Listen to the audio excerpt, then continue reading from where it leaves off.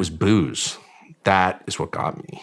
And it was just, just progressive. I was 33 and my wife was pregnant with our fourth child and I was fairly functional. I did a daily TV show and was fairly well known, kind of famous actually at that point. And I'm busy. Okay, so he said he's 33, he's kind of famous. It sounds like he's got momentum with his career, but he used the term functional. I've got a lot of children, I've got stuff to do, and I would just not hesitate to have a cocktail or 3 a.m. I just wouldn't. I'm just like a no dicking around kind of guy, I guess. And I don't feel good. So there's a screwdriver for that. Okay, interesting. So already he's kind of not feeling right and then turning to alcohol. And he's recognizing this pattern. Pattern to get into, obviously. He even uses the word there. And very quickly, if you want instant access to a brand new video training that I've just finished showing you how to control alcohol in as little as 48 hours, then click the link in the description. This new method is not about using willpower therapy or AA meetings. It's totally different. I do not publish this video anywhere else online and it's already changing thousands of lives. So click the link below for instant access. Once you're on the next page, enter your name and email address and your free training will begin. It takes just 7 minutes to watch, but it'll feel like somebody flicks a switch in your brain. And honestly, I'm not sure when I'll start charging for this 7-minute video training. That's how good it is. But whilst it's still available,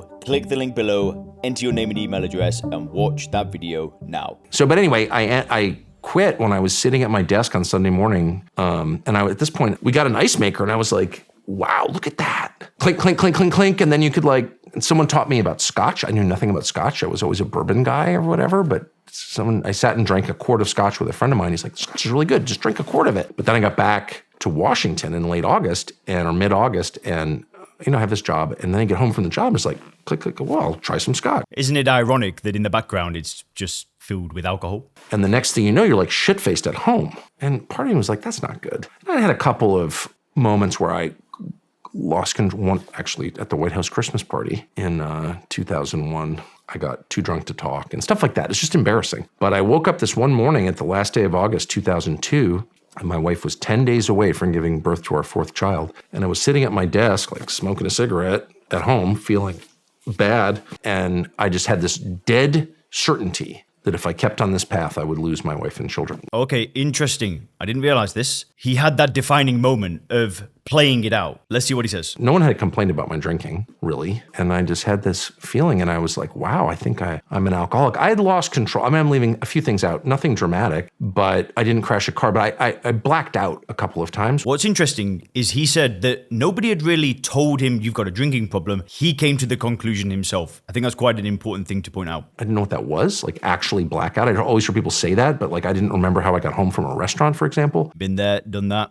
With my college roommate, or I had a friend over, another college roommate that summer, wonderful guy, his wife and children, just a beautiful family and beautiful people.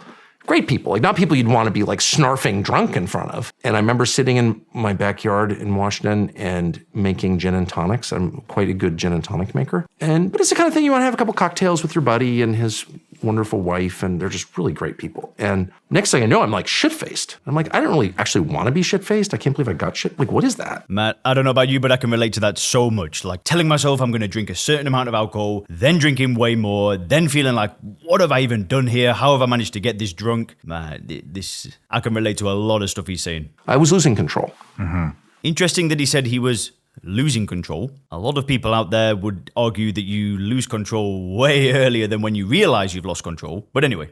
Some other stuff like that. Or I had a friend in town and he's like, let's do a couple lines. And next thing I know, it's 7 a.m. and I'm like, what? I can't do this shit. Anyway, the bottom line is, I think he's filling in the blanks from when he said he made the realization to a few random pieces of story. But I quit. I never had another drink after that. And I went into not medically serious, but for me, pretty serious withdrawals. And that, I was like, what? I'm having alcohol withdrawals? I knew nothing about this, okay? I didn't know that there were alcohol withdrawals. So I'm not quite sure on the dates, but it sounds like 2002 was when he stopped drinking. I might be wrong about that, but based on what I've heard so far, I think that's when he stopped. And I did just double check, he did stop drinking in 2002. I didn't know. You'd think because of my mother, I would know this, but I didn't know anything. And my brother was a problem drinker also. Interesting that he used the term problem drinker. I feel like he's quite well educated on the topic, actually. He didn't say the word alcoholic, and I'm quite sure he talks about Alcoholics Anonymous shortly, but I like to see that choice of vocabulary. Anyway, let's continue. But I didn't think of myself as a problem drinker. I was like, well, my brother's out of control. He later quit too. Interesting that he was already comparing himself to other people that drank more than him, because that's something I did as well when I drank. I'd always think, oh, I'm not as bad as him, I'm not as bad as her, it's not like I'm an alcoholic. But it's kind of interesting when he reflects back, he remembers the comparison, something that we all do. When I started to go into withdrawals from alcohol, like shaking hands, can't sleep, sweating a lot, and I have to host this TV show, and I'm like, I was addicted to alcohol. Holy smokes. Like, how did I not know that? And then, so I never drank again. And unlike most people who quit, or many people who quit. Okay, so interesting that he speaks about the withdrawal. We don't know how much he drank, how long he drank for. He never talks about a sustained amount for a prolonged period of time, so we don't know how much he drank. But withdrawal is very common when people stop drinking. It varies. For some people, it can be severe. For others, it's like he's experiencing, right? A few nights of disturbed sleep, feeling like crap. Let's see what else he says. I've never wanted to drink again. Okay, interesting. I just never, once I got past like the first 6 months, I just felt so much better. I was so grateful.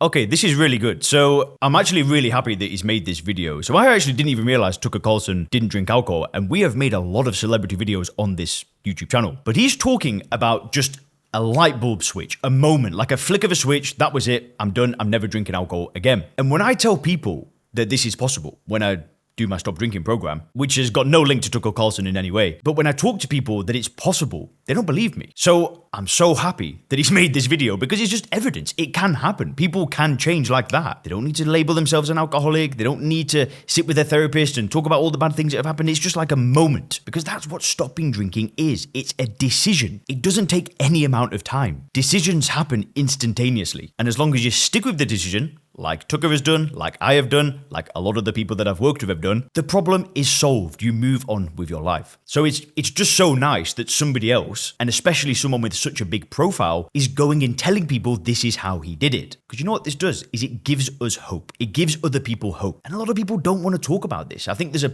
probably a lot of other famous people who have had problems with alcohol, with drugs, and they don't talk about it. They just stay away from the topic altogether. So this is a really awesome discussion. I've enjoyed being sober a lot. And that's a huge blessing. That's not from me. It's not like I have a especially strong character. I don't. If you put a tray of Fig Newtons right here, you would see how weak I really am.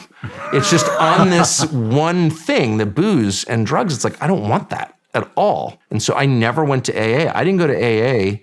I've been to one AA meeting in my life, and it was 3 weeks ago. And it was because Russell Brand, who I really love, was at my house, and he goes to AA all the time. And I don't know why, but I'm just so grateful. And my brother too. Okay, interesting. So he didn't go to any meetings. It was literally a decision, and he just moved past it. One thing he did mention that I didn't touch on earlier is that he said after the first 6 months, it was like pure gratitude. So this is very common in people that stop drinking is, at the beginning, it can kind of suck. Like he was talking about, some withdrawal, you're not feeling quite right, you're dealing with life in a different way, you're not resorting to alcohol anymore, so there's no more escapism. But he said after the first 6 months, it was like that's it. I'm so grateful now. And this feeling of euphoria that can hit a lot of people that stop drinking alcohol is common. Now, he did say 6 months. For a lot of people that I work with, it can happen in around the first month. Maybe it happened to him earlier and he's just reflecting and maybe got the dates mixed up. But I'm quite sure that once you've kind of got past that initial set of withdrawal, you just reach this,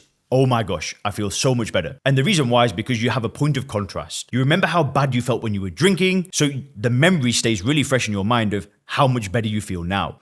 My brother was an actual drinker, like, whoa. I mean, no more than I was, but he's like way more boisterous and like Swedish than I am. And he's a punch you out guy and a wonderful person. But he woke up one morning, he's like, I'm never drinking again. And he never did.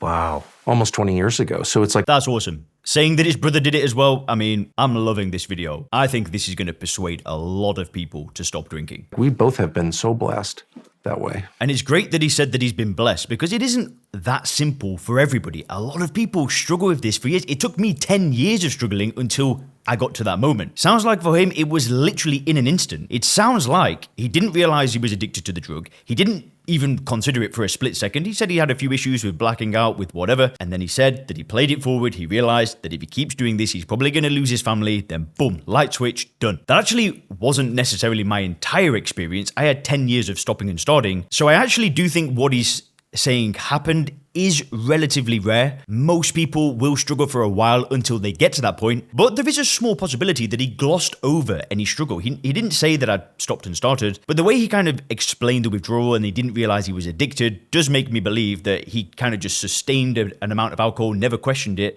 then boom, all of a sudden it hit him. You know, there's a lot of people out there struggling with addiction and alcoholism. Okay, nice. So they are now going to talk about people that are struggling. So that's good, because there are plenty of people out there that do struggle with this problem. Because some people might just watch this and be like, oh, man, come on, it's not that easy. His experience, it was that easy. But I don't know if my eyes are playing tricks on me, if that's water or... But it seems like there's alcohol in the background. It kind of makes me laugh because it's like this sophisticated YouTube set that looks very beautiful. You know, they've clearly put a lot of time and energy into designing the lighting and so on. You know, perfect audio. And then they've chosen to put alcohol in the background to add to sophistication and glamour. And who knows, maybe they remove it, but I just found that kind of bizarre. Do you have any words of wisdom for somebody that's looking to make the change? Rehab doesn't work for most people, of course, at all. Ooh, that's a big bombshell, but yep, rehab doesn't work for most people. The success rate is abysmal, and it costs you an arm and a leg. It works for some, but I was just giving someone advice about this, which I do a lot because I really care about it. I love sobriety. I really love it. I know it's not a sacrifice for me. It's like the greatest thing. Oh man, I love it. Man, this guy's awesome. It's not a sacrifice. Damn right it's not a sacrifice. There's nothing to give up. All you're doing is exchanging a poison for a much better quality of life. And look how successful this individual has become. He has smashed life. And listen, you might not agree with his opinion, and I know that this guy is obviously very polarizing, but he's extremely successful, financially successful. He's achieved a hell of a lot in his career. Would he have done it if he kept drinking alcohol? Who knows? Personally, I doubt it. Even he said it himself. If he kept going on, he would have lost his family. He would have lost his children. I doubt he would be where he is if he'd have kept drinking. Thing that there is. So I'm in a good place to tell people about it because I really believe it. And I got off so easy. I really did. I got off easy. Oh my gosh. I'm glad he says that. But what I always say is quitting drinking is a huge decision. It's a huge life change. Everything changes when you do that. A. B, can be extremely painful physically, which nobody ever talks about. They're always like, oh, you drink to whatever. Oh, yeah, for sure.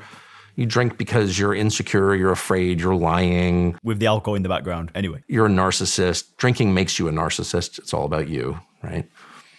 But another reason that no one ever mentions that you drink is because you have a physical need for it. It's physical too. So when you quit drinking, I told someone this morning, you need to be prepared for feeling very shitty and very shaky and having your sleep disrupted and feeling like you're gonna have a panic attack at all times. And like, that's all real. And you should just know that going in. That's good advice. That's very, very, very good advice. And after working with 450 clients, it happens. But just to add to what he's saying, the way that you approach those negative feelings makes a difference. If you approach those negative feelings with a feeling of like, I'm ready, I'm gonna change, I'm gonna basically use these bad feelings almost as fuel. It's kind of like reminders of, okay, well, I've been poisoning my body for all of this time. I feel like crap, but you know why I feel like crap is because my body is healing. It's repairing itself. If you can approach it with this mindset, rather than just think, oh, I'm just going to feel terrible, I do think that's an extra bit of ammunition that you can always have in your mind. And the third thing I always say is that it's so great to be sober because you don't have to lie at all. And there's no shame in that. I always tell my children this, and I really believe it. It's a foundational belief for me that we're not good at lying about ourselves and that everyone already knows who we are. So no matter what it is, whatever the secret is that you're hiding and you think, I'm gay, but no one knows, or, I'm an alcoholic, but no one knows, or I used to smoke secretly, like at my in-laws' house. No one knows.